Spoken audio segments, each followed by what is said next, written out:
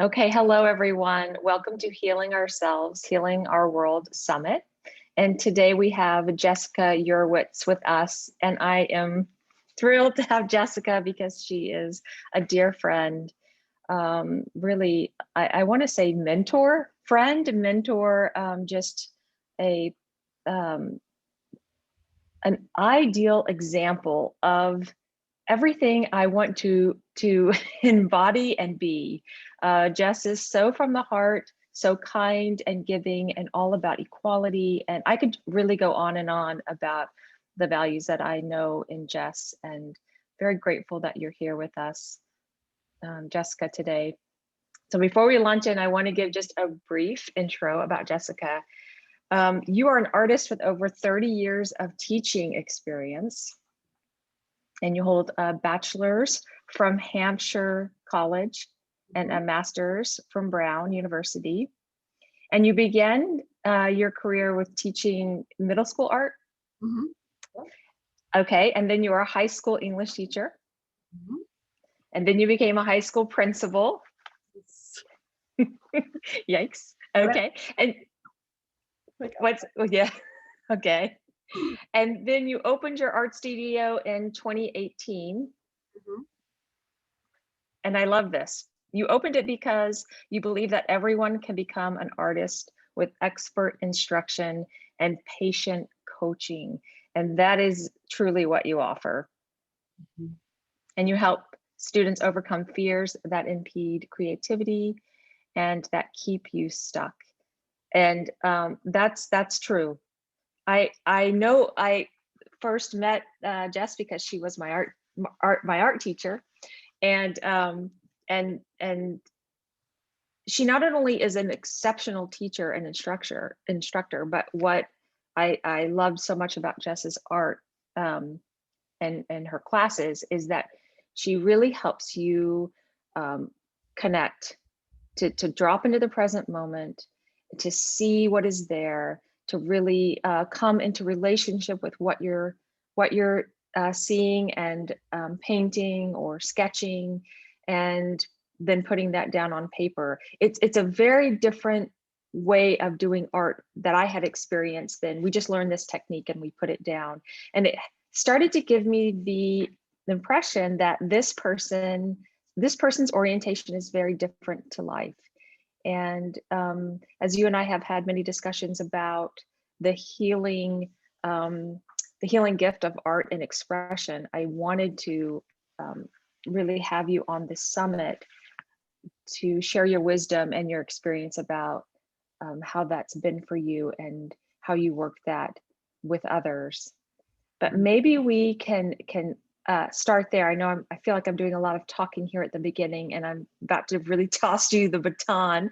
But when I was going through my own healing journey, art became very important to me because I needed a way to I don't want to say organize, but a way to that was nonlinear and not about the mind, and not about you know it's really left brain. I needed a way to get out of the left brain so that I could work something when I was in a process, to move through something, to have a place for it to land. And art really became, well, many things, but that was one of them. And then I started to, it started to unfold and become its own. It became its own entity in a way, in that I was able to have relationship with it. Mm-hmm. Might be so strange to say it that way. No, it doesn't sound strange at all. Okay, so that, Really. yeah. So how do you how do you experience that, and how do you feel like others we're just using art as the framework here because that is what you do, and that's more what I do as far as a way in. But art can be, expression can go through many different forms. We're just using art as this framework, but how is your experience with that? And I'm okay, now the baton is yours. Well, thank you for that lovely introduction. And right back at you. Well, let me see. going to start this? I started teaching art because when I was creative, I felt better. And when I was drawing, I felt a sense of peace and connection that I didn't feel during the rest of my day when everything is going by me. You know, little children, not, you know, my own children, my students, the teachers I was lucky enough to work alongside. My life had a sort of frenetic quality as an educator that was wonderful, but also exhausting. And so I turned to art to slow everything down and to make my life a little bit more manageable. I think of it like my daily life was going like this. And as soon as I started to draw, it went like this. And I don't mean that it flatlined in a bad way, but that suddenly I could breathe deeper. I could see something, whatever it is I was staring at, with more clarity and also a sense of gratitude. So it brings me into those better feelings.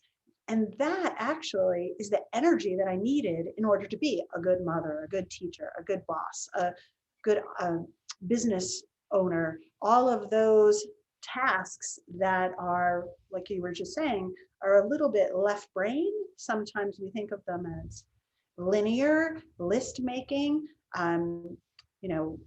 budgeting, and all of the sort of organizational skills that are required when you're a mom or a teacher or a high school principal. Drawing and art was the fuel for that for me. Mm-hmm. So, I think, yeah. oh yes, thank you for that, because I think that is, and that's the first part of the book is alignment, is dropping. It's we say being in the present moment, but it is, dropping into more of those pure states of consciousness, that flow and that stillness within the being. And art does that for me in ways that really nothing else does.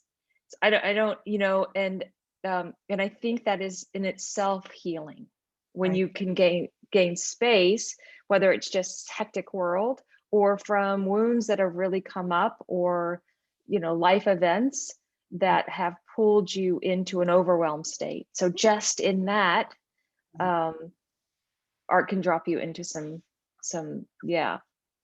beautiful places of There's some great research around healing through journaling, and it doesn't take very many sentences. Like, you actually don't have to write for very long to feel the relief of expression. And as an English teacher for the better part of that 30 years, I was an English teacher. I would watch young people write and feel that cathartic experience of release. But that didn't work for young people for whom writing was itself a stressful act. So that that bridge to relief, or that bridge to understanding, wasn't available to them in the same way. So we used to do a lot of drawing as part of my English class, because there are people who can write it with words, but there are also people who just feel it. And sometimes that feeling doesn't have words attached to it, or maybe it has color words, but not nouns, like not this, or not a specific feeling, but it has maybe a texture or a color. So I think of people like that, and also adults, of course. But where my work started was with young people. They had the opportunity then to draw or to create something with clay or with collage that would help them bridge that gap, would help them go to a place of expression. I learned to do that. Yeah, go ahead. Just interjecting there, and we do talk about this in the book as well, is that when you're working preverbal, and that's, those younger years, we're holding that in the more of the right side of the brain, and that expression's not going to come through linear. It's not going to come through language. So whether you're working with literal children or your children inside, your young parts inside. It is a way, I think, a more direct way for them to express and process. And I love the piece about, it doesn't have to be, through painting. It can be through clay or whatever means you. Go ahead. Yeah, charcoal is really good because it gets all your hands, you get all dirty. The other thing that I think is wonderful about art is that it allows us to practice being brave and to practice being who we truly are if you allow it. And I think this is what you were hinting at earlier when you were saying that my art classes are different. I teach techniques. I can teach you how to draw one point perspective, how to draw a house perfectly. But that's not the point. One of the mantras of the studio is practice, not perfection. Just the act of putting a pencil on a piece of paper and running the pencil across the paper feels good. If you're present for that moment of feeling, it feels good, and it can be in itself healing, but it also can raise our awareness of the things that block us from creativity. So if you're open to it, so for example, this is a perfect example of a student named Anne who wanted to learn to paint and wanted to learn to draw. And she came to the class and she was just like, she would draw the same thing again and again, and always with a critical eye, always with that, like, it's not right. It's just not what I want. It's not the right thing. And when she and I started a conversation about it, we were able to like unpeel all of the mindset issues, the old tapes of this second grade teacher who told her she had no artistic talent, her mother who took away the art supplies, all of these like events and people from way back when. Anne is in her 70s and she wants to learn to draw now. So art is this way for her to become braver and to sort of walk into who she wants to be more authentically. And somehow I think art is a little bit easier for us to do that work on. You can practice being brave with art because ultimately it's just a piece of paper. You can crumple it up and throw it away. Very different from, I'm going to sell my house, I'm going to move to India, I'm going to go on this journey, I'm going to do, like, those are they're wonderful aspirations, but they're really big. Art is like the baby step. It's like often the first step that people do in order to confront those old tapes and those old memories. Mm-hmm. Yeah. But I love that because when I started with you, it was interesting. I don't have a lot of tapes that run with woundedness around art, but it doesn't matter because when you're stepping into your authenticity and in the expression of that, those old tapes are going to come whether they're art related or not. Whether you had a second grade teacher or not. I remember you were saying, structure. So you're doing, structure your day. So you're like 5 minutes or 10 minutes of sketching a day, or you had some structure in it. And I remember when I first started, I wouldn't allow myself that time because it wasn't productive. And so it was really, for me, unpacking, that the whole issue again that came up around deserving. And, do I deserve to just be indulgent as I looked at, or even think about that, like art creation is indulgent. Yeah. Or wasting. Wasting is another one of those tapes that plays for people. I can't use the art supplies because I'm going to break them. I'm going to waste them. I'm not worthy of them. And I have one student named Lisa who I would say this is one of the greatest moments of my artistic career as a teacher and a coach, was the day that Lisa brought an easel to class, because she won that easel, or bought it, I think, in an auction 20 years ago. And that easel never got opened. She wanted it at this auction. She bought it at the auction. She put it up in the attic because she didn't know how to open it and she was scared. It sat in that attic for over 20 years. And she started with a drawing class with me and she told me about the easel. And I was like, you gotta get that thing out of the attic. Like, if nothing else, it's weighing on your head. So she did, and she brought it in and we set it up, and it was a glorious moment of Lisa and her easel. So I think going back to this idea that there are tapes for us that they may not be attached to art per se, but the limitations of our whole lives can be handled or dealt with, or we can grow out of them in art.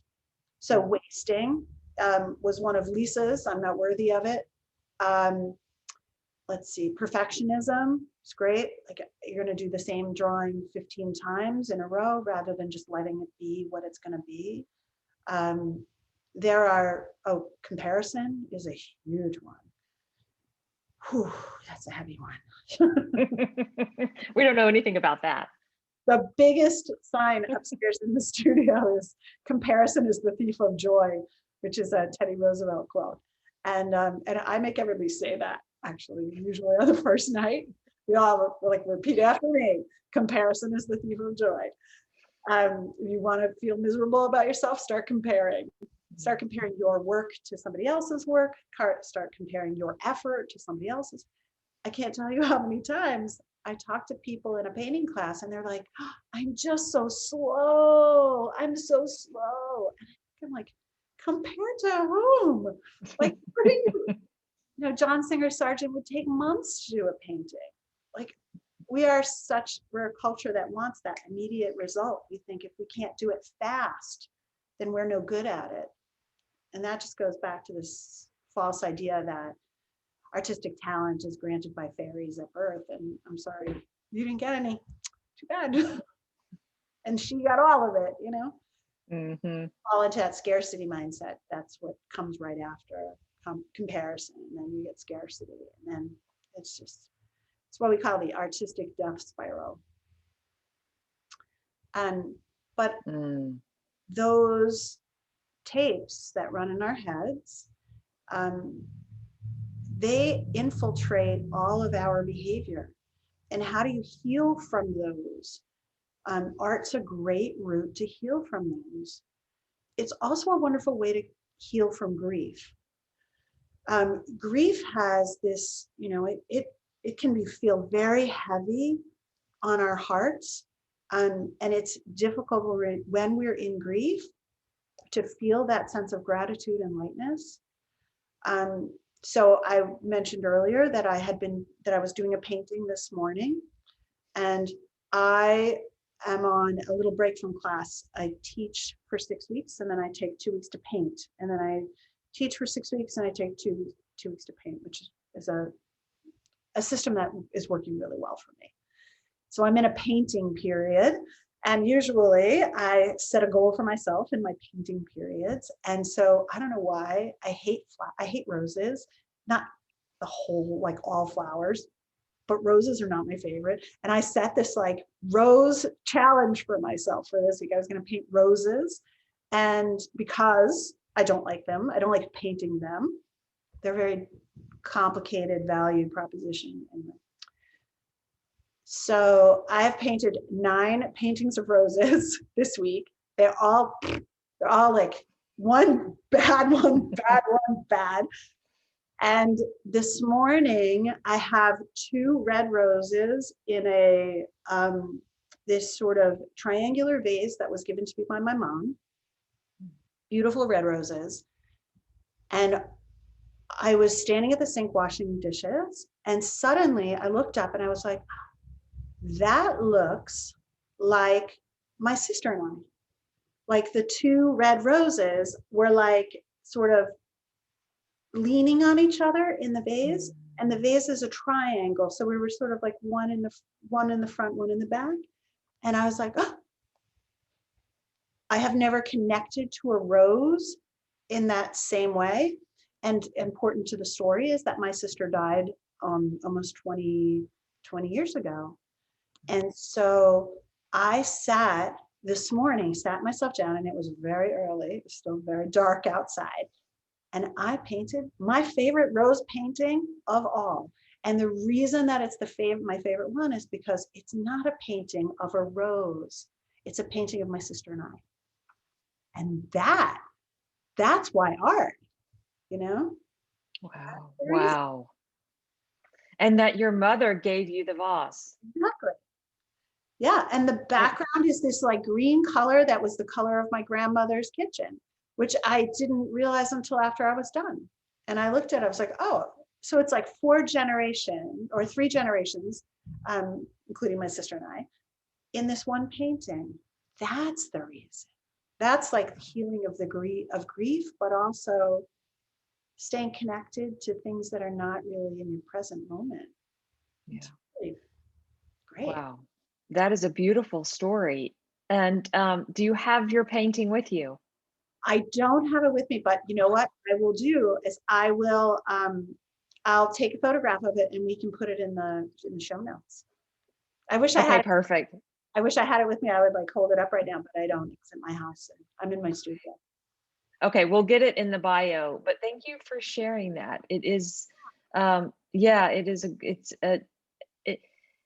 to me, that was so much what art, it was, you know, it just brought things that were from the unconscious, really awareness, you know, kind of into form so that they could come into consciousness for me. And then it tended to like put some pieces, not always, but tended to start to put pieces together that needed to be. And that was also a component of having something shift. So anyway, it's a beautiful, thank you for sharing that. Yeah. And those are the moments that I paint for. You know, you paint an apple to practice. And I think that this is the problem with all of the other paintings of roses that I did this week. I was learning how to paint a rose. So there was repetitive iteration. I was just practicing. But there wasn't any particular emotion in it. It didn't have much life. It was mostly just practice. And I think what happened while I was doing the dishes this morning is that the roses took on a life. They took on some energy. And then the painting was better for the energy. Does it make sense? Absolutely. Oh yeah, that's true art to me, is Yeah. when you can feel it, and it's not just a technical piece. Yeah, you feel the energy behind, and then you connect to the artist and the expression. Right. Yeah. Yeah. And at that point too, what's also nice about it is that it doesn't matter if anybody else likes it. Like I'll tell you that painting, I would never sell it because now it's that for me, right? And somebody else could come up and say, oh, that's trash. I'm sorry. You don't know how to do a rose. It's too dark. Everybody gets on there like, I'm a big A artist and I have the voice of authority. It's like, that doesn't matter because it touched and brought to life something in me that wanted to find expression. And it was as if I got to sit for, I don't know, how long was I painting this morning? 4 hours. So I got to sit for 4 hours in the presence of my sister and my mother and my grandmother. And that's the reason to do it, you know? So that one of the things I coach my students about is create art for the feeling that it creates in us, not for the outcome. All of that. Your paintings are not going to hang in the MFA. I'm sorry. They're just not. Let's just put that aside. And let's do it for a different reason. Let's do it because it's healing, because it feels so good, because it puts us in this open, grateful sort of frame of mind. Let's do it for that instead. I love it. Everyone, do you see why I love Jess so much? This is Jessica Yurwitz. I know, I'm trying to I'm holding back the tears. I know. But it is, it's so, yeah, you're just so of the heart and so of the soul. Jess, if people aren't artists, but they want to use this as an outlet or a tool or a way to heal or a way to express, how does someone start? How do we unpack the overwhelm or the confusion of walking into an art store, or even those who have been? What do you, I mean, yeah, what do you suggest as a starter? That's a great question. Um, I think the easiest way to start is to have a good teacher. Um, I wish I could say, do these 3 exercises and you'll be all set. But if there's a block, then the 3 exercises are going to be immediately hard. They're not going to result in what you're looking for, whatever that looking for is. And then all of a sudden, I have no talent, my sister got all the talent, blah, blah, blah, blah, blah, artistic death spiral. So I would suggest they come and look at my website. I do in-person classes in Essex, Massachusetts, and also we do some online classes.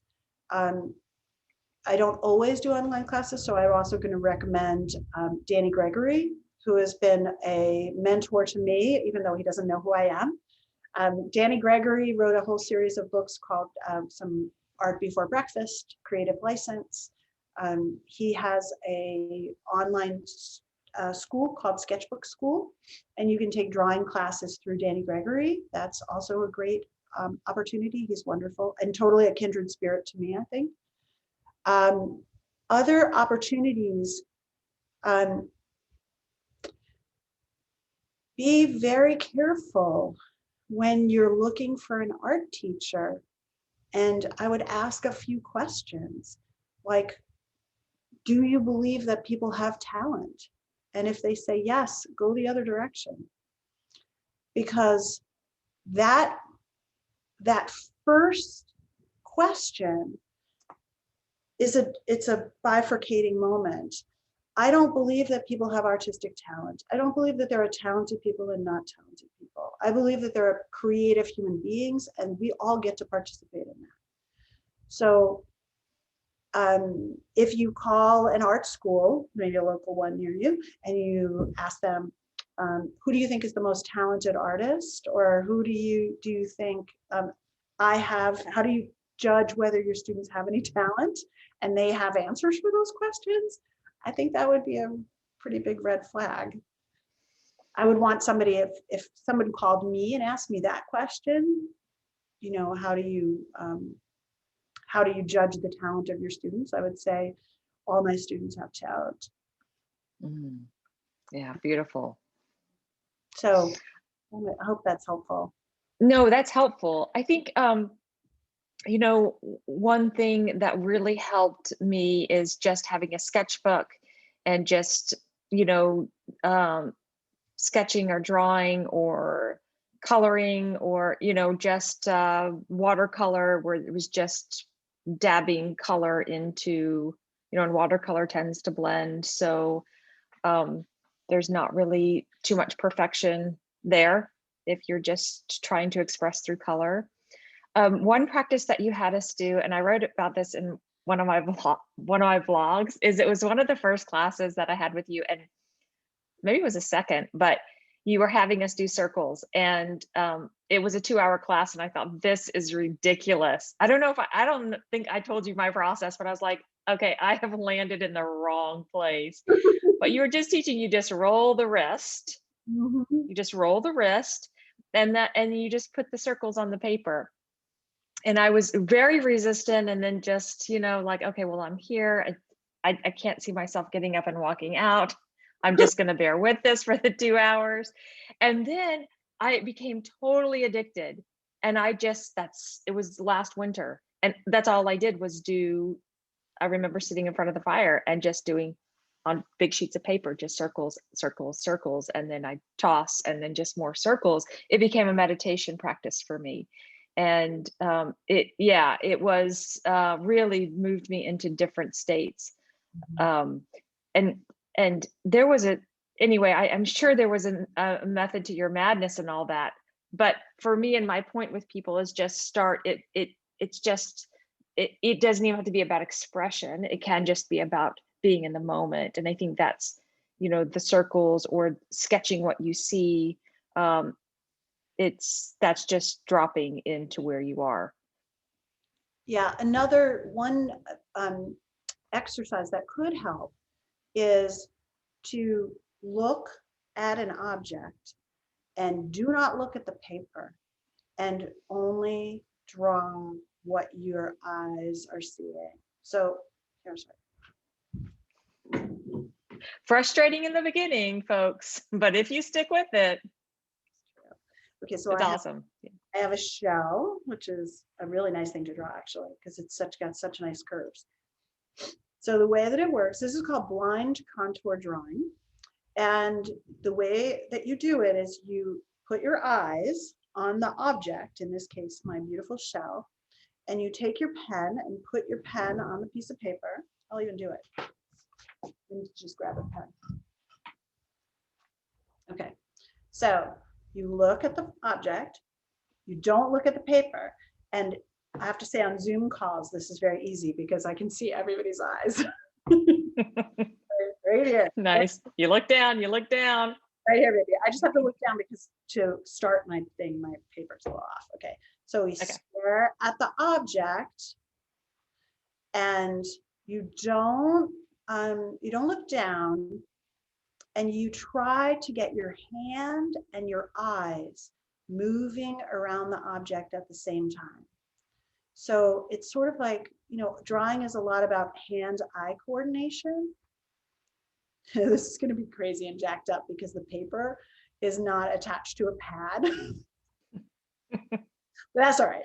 They always come out crazy and jacked up. That's kind of the wonder of it. And in my classes, I usually have people do portraits of each other this way. Very fun. You want to make 15 new friends? That's the way to do it. Okay. Reveal. We can't see it so well. You've got to put it closer. That's pretty good. Yeah. Yeah. What I love about this, when I first started doing this, is I realized, wow, my mind, my eyes can't stay going around. They don't stay consistent around an object. It became an issue of focus, and I became better at it. But it also helped me come more into the present moment, but also into relationship with what I was drawing. I saw that object in a very different way when I paid attention to it. Yeah, I think that actually is the reason that I love sketching. That's where the sense of increased gratitude comes from, because it's one thing if I say, here's a shell, and there's another thing if you're staring at this shell for 5 minutes, you're going to notice so much more about it. You're going to notice the smooth inside or the lines or the way the wonder of how it grew and how big the creature must have been. So those sort of new observations create a deeper level of understanding about the object and often gratitude, like an increased appreciation. Yeah. Okay, so Jess, I have to ask you here at the end. Yeah. And I think you've already answered it, but how do you feel, just in your own words and your own perspective, that as we more step into, I want to say our gifts and how we express, and into not just using these to heal, but using, artistic expression as more aligned to who we are authentically, because we're not denying anymore. We're being in that flow of what's moving through me and what's wanting to express, and how is that wanting to express. How do you feel that impacts the world? Well, that's a good question. If we can all be more truly who we are, isn't that better for everybody? There's the things that block us, like the students I was talking about, like Lisa with the easel in the attic, or Anne, who's still running the tapes of a second grade teacher that she had 60 years ago. If those fears or those frustrations are in our lives impacting our behavior today, that's making our lives smaller.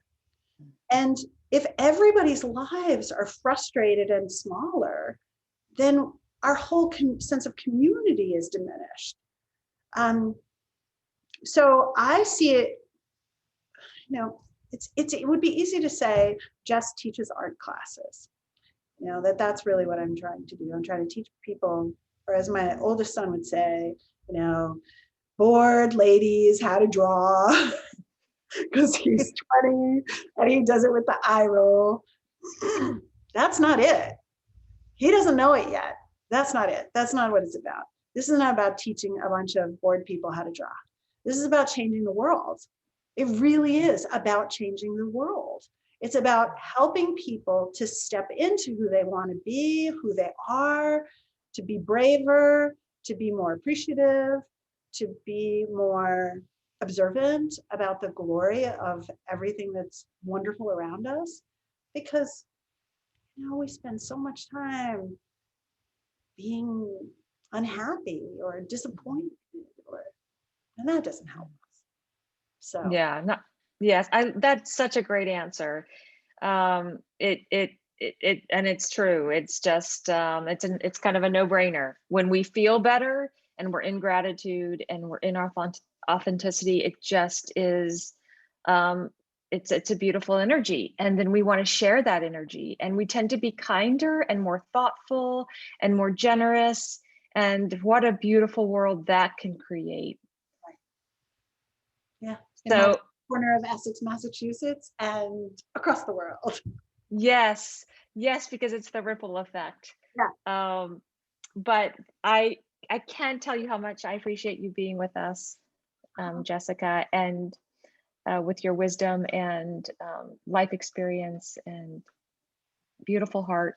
And all of Jess's information and links will be in the bio section, so you can find her. And there's contact form right on your website if people want to reach out to you. Mm-hmm.